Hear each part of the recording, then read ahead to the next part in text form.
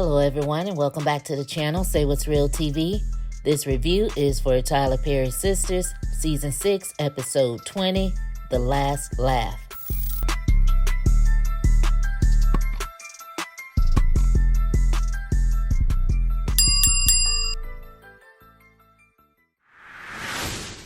So we open up the episode with Danny and Preston, and Danny is trying to sneak in the house.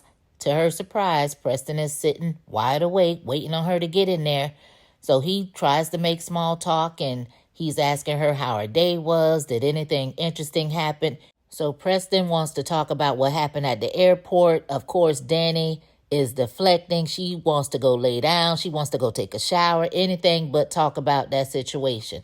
So, of course, Preston is pushing the issue like, is that why you stayed out late? Because you don't want to talk? She tells him she just was hanging out with the girls because that's what they do. He says he doesn't have a problem with her hanging with the girls, but she knew he was there home waiting on her to get there so they can have this conversation. So they start going back and forth, and you could tell Preston a little aggravated, and Danny tells him, look, we can talk in the morning when you calm down, and says she was going to take a shower and she was going to bed, and he told her, have at it. So Preston better than me because he actually got in the bed and went to sleep because now it's the next morning and he's up and about slamming doors, waking Danny up, telling her, get up, chop, chop. He didn't want her to be late for work. So she looks at her phone and look at the time and says she has 2 more hours. And I wanted him to say, well, you jumped up yesterday morning and ran out of here like the house was on fire to get to work 2 hours early. So I figured you want to keep that same routine. That's not what he said, but that's what I wanted him to say. But he tells her he wanted to talk to her before she went to work because he knows that when she gets off, she's going to avoid him again and come in late so she don't have to talk. She's smirking and carrying on. And I'm like, Danny, the same thing make you laugh, make you cry. So he asked her point blank, are you sleeping with the guy at the airport? And she tells him that she just met him. And he says, well, you sleep with a lot of men that you've just met. She says, including you. Preston was like, look, I'm just calling it how I see it. So she got offended and she says, well, since we telling the truth, no, I'm not sleeping with him, but maybe I will. So Preston wants to know where this is going with the two of them. And he comes to the realization that she's not ready to commit and feels like the only reason she agreed to have him stay is to protect her from Jonah. So then he gets in his feelings and basically tells her, look, had you not gone out there and picked the wrong guy, then I wouldn't be here. Danny is smirking. She's being condescending. She's being dismissive. It's like, whatever, Preston. I don't know, Preston. Like, girl, grow the hell up. Grow up, Danny, please. So he ends up telling her, bottom line, he's been too nice. And that she can go ahead and be with the airport guy and whoever it is she wanted to be with. And hopefully they can protect her from Jonah if he comes back, because he is done. Now, do y'all think Jonah is coming back? Was that a little foreshadowing that he might pop back up when Preston disappears? So after pouring all his little heart out, she just says, okay, like, okay, Preston. And he says, well, you don't have to be so insulting and dismissive. So they get into it, go back and forth about who's being insulting and who's playing a victim. He says to her, out of all the stuff that's going on, he's always going to love her. He's tried several times to stop loving her, but he just can't, even after her seeing other people, dating other people, sleeping with other men, he's still going to love her like a damn fool. But the sad part about it is he knows she's not going to love him the same way. So Danny, she was still playing in his face, thinking it was a game. And he says, well, F you, Danny. And she says something about, oh, so you want to love me one minute and call me a whore the next minute. And he says, I never said that. I never called you that. He was just really stating the facts, but he never actually called her a whore. So she tells him he clearly wants to go, so do what you got to do and go per usual. Now she's saying that Preston is always running, and he says he leaves off of the stuff that she does to him. So now they're going back and forth because Danny is saying that all Preston does is run and leave or whatever. And he's like, what you want me to do and just sit here all day while you go out with other guys? She says, I haven't been out with other guys. And me and Preston both looking at her like, say what? Danny, please, Preston has caught a couple of guys over there the next morning after you done got busy with him. I mean, he can't even stop talking about the booty liquor, so, I mean, come on now.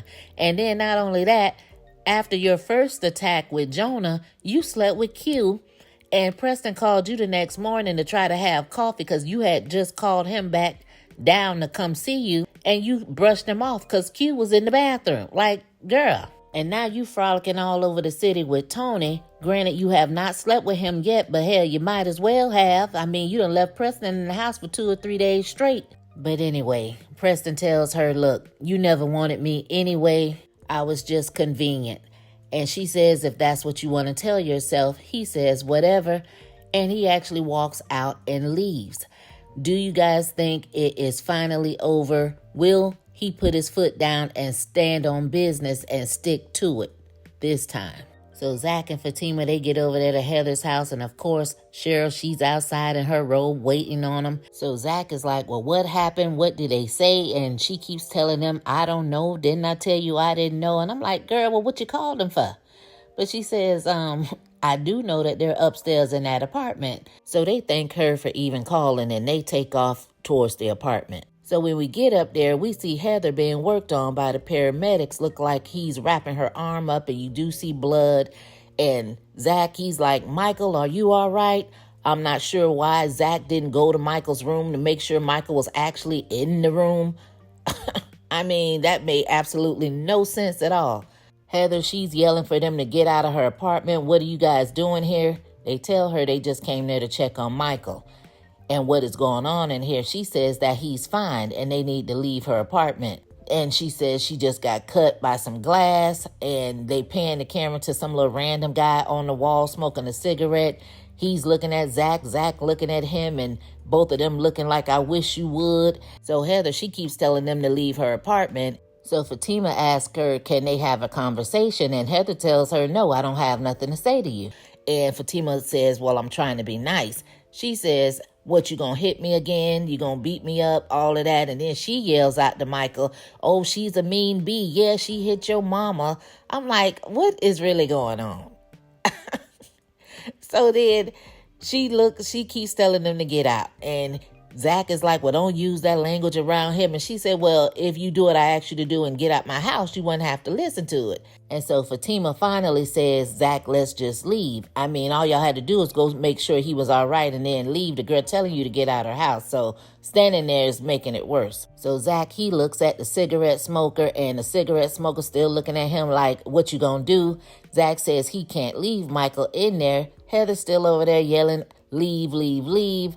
And then in comes the police. We see that it's the same little goofy cop that Heather brought to Zach's house.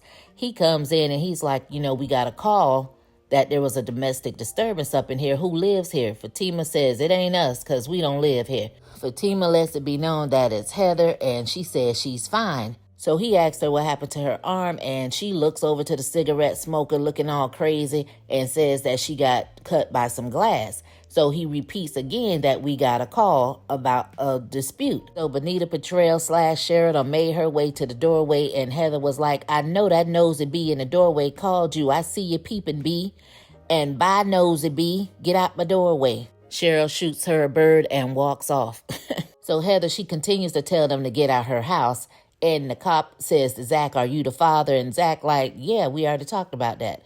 And he basically told Fatima and Zach that they needed to leave. So Zach was like, my son better be all right. And Heather keeps saying he's fine, he's fine. And I'm still baffled as to why nobody, even the cops, went to make sure that the child was fine. Like, that was dumb. But anyway, they end up leaving. So they go back outside and Cheryl, she's outside, of course, waiting. And she asked them, was the baby okay? And they said that he's fine. And I'm like, well, how do y'all know he's fine? Because we don't know he's fine at this point, right? They thank Cheryl for calling them. And she says, look, no problem. But I'm going to tell you like this. If that girl calls me a B one more time for calling the police, y'all won't have to worry about fighting for custody because I'm going to bust her ass. And Zach, of course, was like, please do. Please, please. So Zach tells the lady he will pay her to get in that behind. And of course, we know he will after the stack he gave her the last time. And Fatima says, you can't say that. Don't say that. And Cheryl was like, what I told you about playing with my money with that little finger she always pointing. And she says, I'll bust her ass for a pack of cigarettes. Zach was like, I'm starting to like her more and more. So we go over there to Karen's and she gets a phone call from Brian and he's telling her that they're ready to get to work on the salon and can she come down so they can discuss some things. So he says to her that he told his wife that she was pregnant, so his wife loaded up his truck with a lot of baby clothes and stuff and wanted to know, did she want it or not? If not, it was cool. Karen says she indeed wanted him. So he mentions that how kids grow up so fast and Karen says she's looking forward to it and he tells her to enjoy the process. She says, I'm trying. And then he says something interesting to me because he says to her, I'm going to make sure that you do. And I'm like, say what? You're going to make sure that she does? Like, how are you going to do that, Brian? How is that? We got to keep our good eye on Mr. Brian.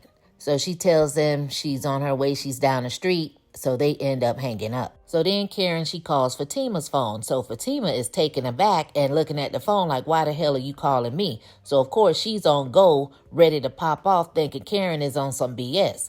But Karen was not. She says, this is not going to take long. Look, I hired a contractor. He has a lot of kids and he's getting rid of some things. And I was wondering, do you think that Zach would want him for Michael? She says, I don't want to take a whole lot of stuff that I don't need right now. And Fatima softened up a bit and she was like, oh, sure, I'll ask him. So Karen, she was pleasant. She said, thank you. And they hang up. But of course, Fatima's looking at the phone like, what the F is up with that? Then go over there to Andy's and she over there serving in this nice yellow and black outfit. And she gets a call from Jordan. So he apologizes for not calling her the night before.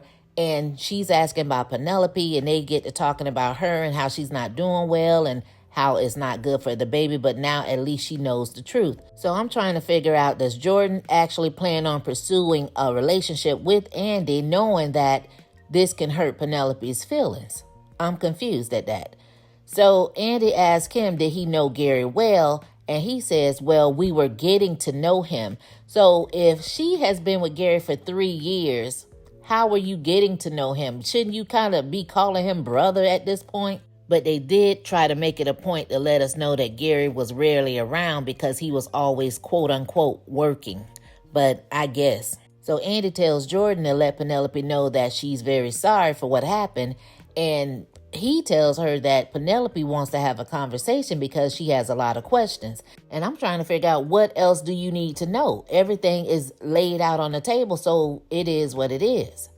So Andy says she's not really up to it right now. She doesn't know just yet. She'll get back with him on meeting up with Penelope. So Jordan, he tries to talk down on Gary, calling him a slimy ass dude. And Andy wasn't here for it. She was like, I'm not going to do that with you. And he get it. So she says, look, I got to get off the phone. I got to go to work. He asks her out to lunch since she works downtown. He has a meeting downtown.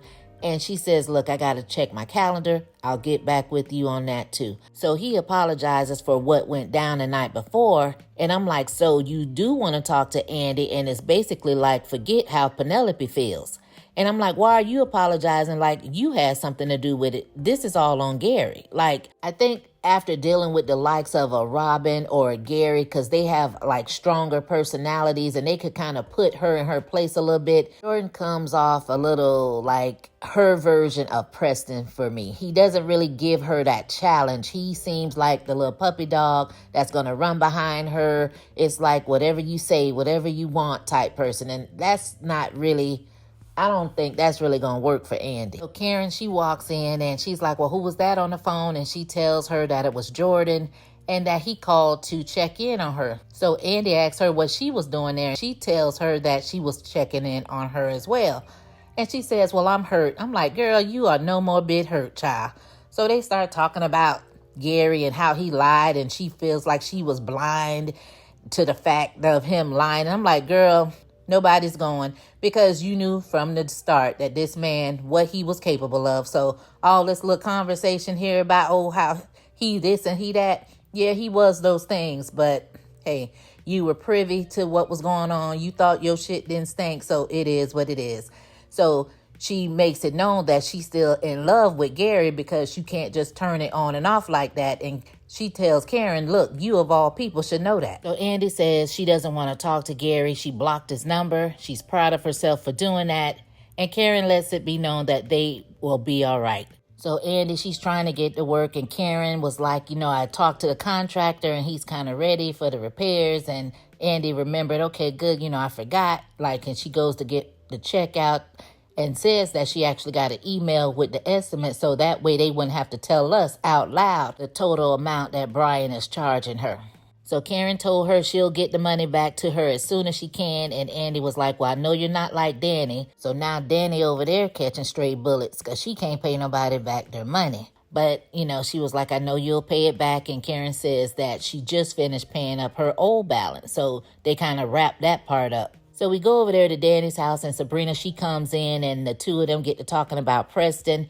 And Danny's telling her how he left once again, as usual, and how he called her a whore. And Sabrina was like, well, why would he do such a thing? Why would he call you that? You're not a whore. Sabrina, that's not how you were talking when you called Q up in there. But anyway, now Danny's with all these fake tears, dapping her eyes with her knuckles. And I said to you earlier, Danny, same thing, make you laugh, make you cry. And what are you crying for anyway? Because when Sabrina knocked on the door, you thought it was Preston, so you got all rah-rah in your voice and said, oh, what, you forgot something, you damn sense? But when you see it's Sabrina, now you in your feelings because you expected him to run back in and he didn't. But there's no need to cry because you made your bed, now lie in it, girl. Nobody's feeling sorry for that. You don't care nothing about Preston. You so worried about what you think you got at that airport. But the grass ain't always greener, baby. It's not. So Danny, she asked Sabrina what she was doing there, and she told her she was on her way to try to get her job back. She had a meeting with the boss, and Danny said she has to get to work. So basically they were like, I'll call you later. Tell me all about your meeting, blah, blah, blah. Sabrina's apologizing for the way she's feeling, and she ends up giving her this great big old hug because she's feeling sorry for Danny. And I'm sure as her friend, Sabrina should know better than to think that Danny is totally innocent in this situation. So they get to the door, and Sabrina's like, forget Preston. And Danny, she gets a little emotional, and you actually see some tears this time. And Sabrina's telling her to shake it off. They're going to have a good day regardless. She tells her, hook up with Tony, do something with him.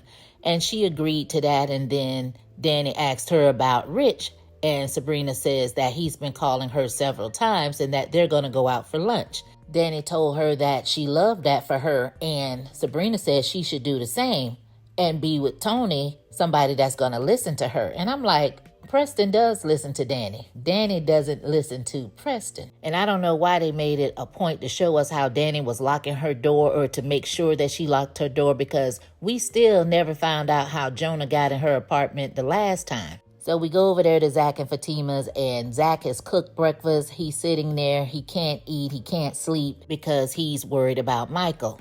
So they bring up going down to the courthouse to see the judge, and Fatima tells him he's in his chambers right now, but the attorney will meet with them later on. So Fatima is telling him he needs to eat. She doesn't need him getting sick. He'll be no good to Michael if he does get sick, and plus she doesn't want him to get skinny. She wants him the size that he is now. And then, of course, Zach comes with that usual dialogue. How are you putting up with me? And she says, because I love you. And he says, I know you're dealing with all this and the Karen stuff. And I'm like, look, let's leave the, how are you cool with all this? How are you putting up with me? How are you able to deal with all this drama? Where did you come from? Let's leave this in season 6, because Fatima is there. She's standing 10 toes down with you. She's there. There's no need for you to keep asking her that. We get it. It's well established. Let's give Zach some lines and stop having him regurgitate the same exact lines. It's a team of the sisters. We keep hearing the same thing. Fatima, she's not going anywhere, so we can let that go. We can let it go, because the minute she is not cool with any of it, you're going to say, well, if you love me, you'll put up with it. So stop. Just stop. So Fatima says, speaking of Karen, she just called me and it was the craziest thing. And she explains to Zach exactly what happened about giving the clothes and stuff from the contract. So they talk about whether they think Karen is crazy or not, and they really don't know. And Fatima says she was being sweet and, she's just going to let it be what it is. And Zach wants to know, could they possibly be coming into a good place? And Fatima says that may be pushing it, but they're going to take one step at a time because you never really know with Karen. And Zach agrees because she will flip on you quicker than a heartbeat. So we get over there to the airport, and Danny, she's fumbling around outside of her car. I don't know what she digging for. Probably was waiting on Tony to begin with, but he pops up and they get to reminiscing about the night before and how they tear stuff up when they get together and how dangerous they are and just whatever. So he talks about Penelope and says she's not doing good, but Jordan is with her. So in their conversation, we learn that Danny is an only child, and Tony says he is his mother's only child. So apparently his father may have several other kids, spread out somewhere. So we'll drop a pin in that because who are we going to find out will be a sibling to Tony later on down the line. So Danny asks him about being in a suit every day and tells him that he looks nice. What does he do? He says he's the vice president of Maintain Airlines. And she was like, well, I've seen you at the counter. And he basically tells her he likes to be hands-on, like know what's going on. So she flat out asked him, does he make a lot of money? And he was like, he do okay.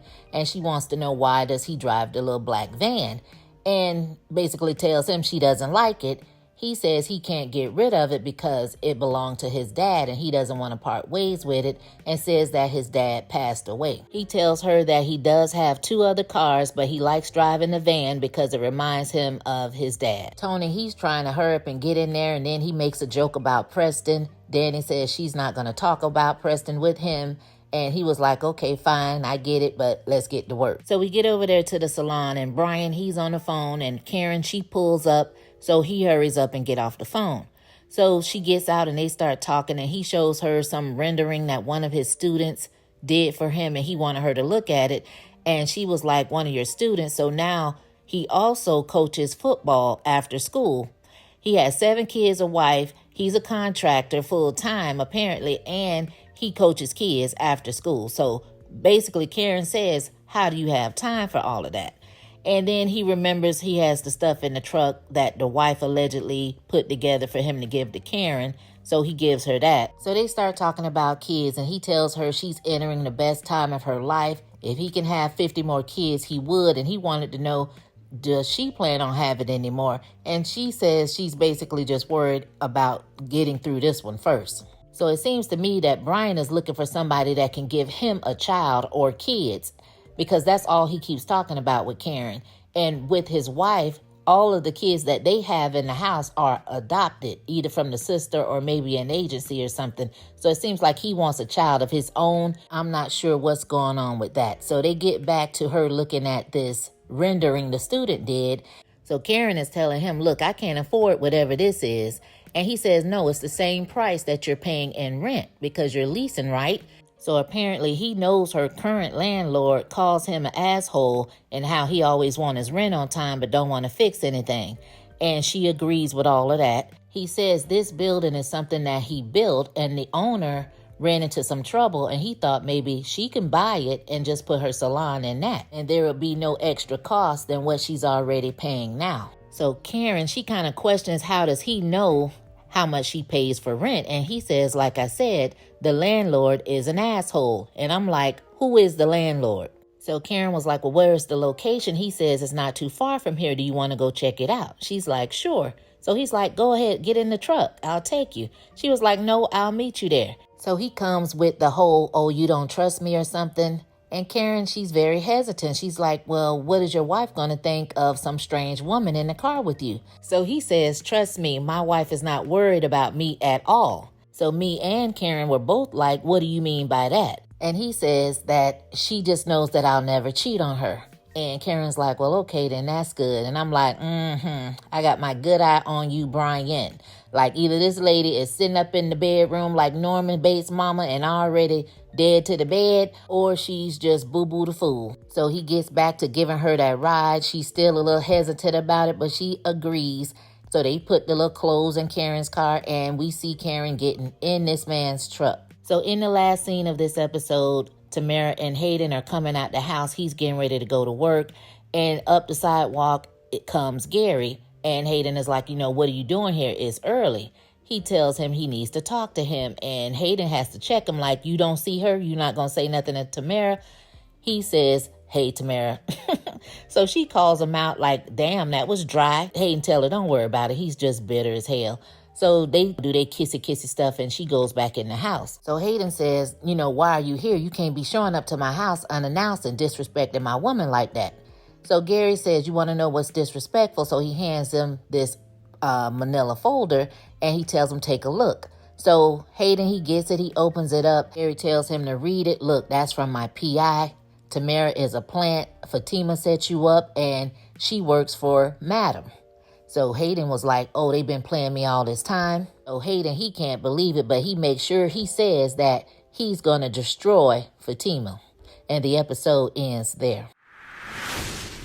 Woo, child, so much going on. What do you guys think about Brian? Is he on the up and up, or is he full of crap? Is Hayden going back to his old ways because now he's back on revenge mode with Fatima and Zach? Drop down in the comments. Let me know what you guys think of this episode. As always, you guys, thanks for watching. Thanks for listening. And I'll catch you on the next one. Peace.